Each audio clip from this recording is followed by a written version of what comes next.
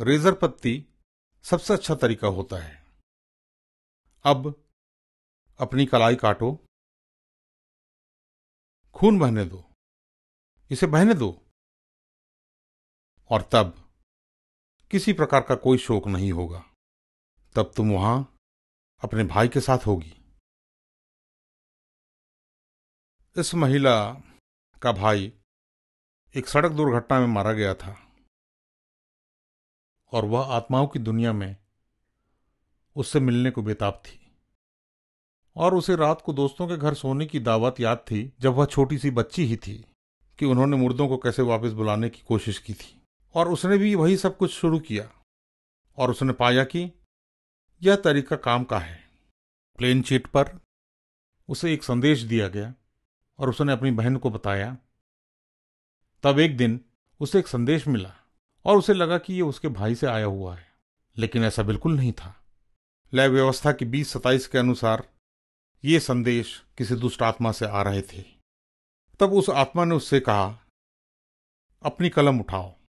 उससे आत्मा भाई की आत्मा के रूप में बोल रही थी, कलम उठाओ और मैं तुमसे ज्यादा अच्छे से बात कर पाऊंगा। तब उसने लिखना शुरू किया।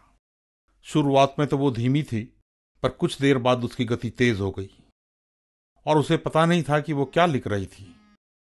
देखिए, इसे ऑटोमेटिक राइटिंग कहा जाता है। तब उन्होंने उसकी लिखावट को देखा और वो बिल्कुल ही उसके भाई की लिखावट थी, जैसा वो लिखा करता था।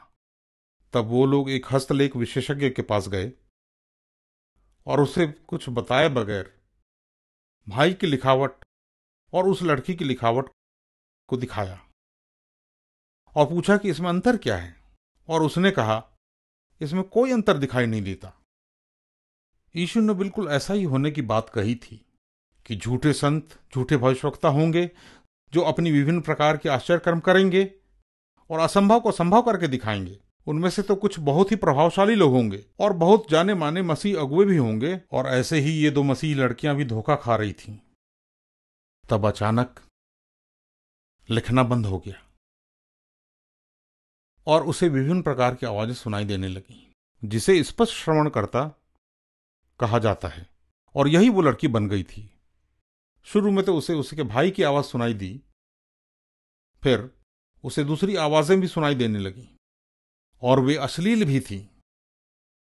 और तब उसे अपनी कलाई काटने का संदेश मिला।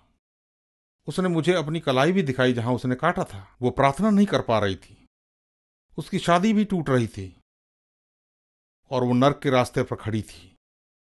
यूहन्ना 8:44 के अनुसार शैतान हत्यारा है और झूठा भी है, और यही वो इस लड़की के साथ करना चाह रहा था। देखिए मित्रों, मात्र एक ही रास्ता है, वो यीशु मसीह के द्वारा ही है। और उसने कहा है, मार्ग, सत्य और जीवन मैं ही हूं।